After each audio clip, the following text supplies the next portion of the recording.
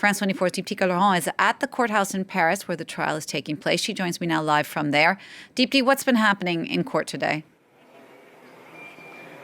Well, this Wednesday morning, Ginny, we've been hearing from several of those plaintiffs. They've been one by one coming up to the stand and talking about their experiences having gone through that night of July 14th, 2016. So we heard, for instance, from one woman who recounted a rather desperate search on that night to find her husband. It was her daughter's wedding. They were having a party around Nice, and her husband got caught up in the attack. So she talked about what it was like trying to find him and trying to keep the news away from the guests so that the celebrations could continue. So it was really a reminder of the different experiences that people had. We heard from another man who actually said that he saw the truck sort of graze past him just moments before the attack.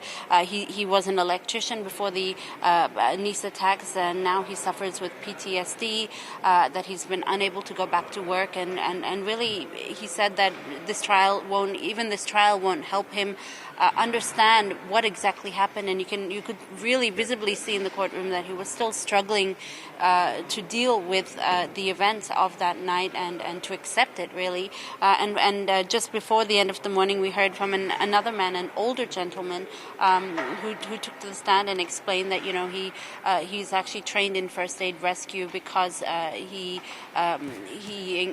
partakes in certain sports that require it, and he recalled actually approaching Boulal's truck, the Nice attacker's truck, because initially he thought it was an accident, and he said that he went to help what he thought was a driver who might have had a heart attack or something like that, and possibly through his testimony he could have been, we're not sure, but he could have been the very first person to sort of come face to face with Boulal. He only saw his hand, and then he saw the knife that Boulal was pointing at him, and he backed away. He ran to administer first help, but it was a very chilling testimonies given by these plaintiffs this morning, Jeannie.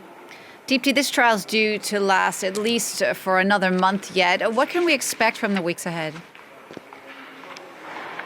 So the plaintiffs will be speaking for the next 5 weeks. Around 300 plaintiffs are expected to take the stand to recount their experiences during the attack and also after the attack, because there is a lot of focus put on their recovery and the medical help given to them and whether it was appropriate, whether it was adequate.